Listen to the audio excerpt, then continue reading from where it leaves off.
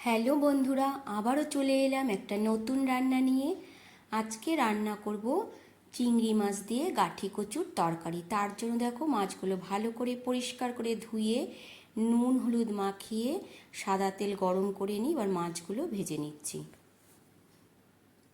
দেখো মাছগুলো ভাজা হয়ে গেছে, এবার তুলে নেব। তুলে নিয়ে তারপর এখানে আমি গাঠি সেদ্ধ করে রেখেছি খোসা ছাড়িয়ে। এবার মাছ ভাজা তেলের মধ্যেই গাঠি কচুটা ভালো করে ভেজে নিতে হবে। দিয়ে দিলাম পরিমাণ মতো নুন হলুদ, দিয়ে ভালো করে ভেজে নেব। ভাজা হয়ে গেছে, এবার নামিয়ে নিয়েছি।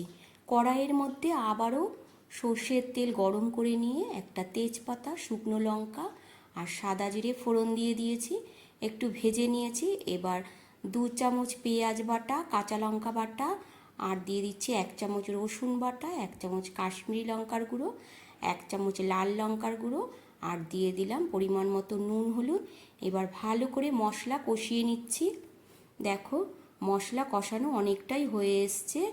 এবার দিয়ে দিতে হবে ভেজে রাখা গাঠি কচু, দিয়ে ভালো করে আবারও বেশ কিছুক্ষণ মশলার সাথে কষিয়ে নেব। অনেকটাই কষানো হয়ে গেছে দেখো। এবার দিয়ে দিতে হবে জল। আমি এখানে ছোট বাটি 2 বাটি জল দিয়ে দিলাম। এবার ঝোলটা ভালো করে ফুটিয়ে নিচ্ছি। দেখো অনেকটা ফুটে গেছে। ভেজে রাখা মাছগুলো দিয়ে দিলাম, দিয়ে আবারও বেশ কিছুক্ষণ ঝোলটা ফুটিয়ে নিয়েছি। এবার ওপর থেকে 1 চামচ দিয়ে দিচ্ছি গরম মশলার গুঁড়ো। তাহলেই আজকের রান্না রেডি হয়ে গেল, চিংড়ি মাছ দিয়ে গাঠি কচুর তরকারি। আজকের রান্নাটা তোমাদের কেমন লাগলো বন্ধুরা অবশ্যই জানিও, আর ভালো লাগলে একটা লাইক কমেন্ট করে দিও। আবারও তোমাদের সাথে দেখা হবে অন্য একটা রান্নার ভিডিও নিয়ে। ততক্ষণের জন্য তোমরা সুস্থ থেকো, ভালো থেকো। টাটা বন্ধুরা।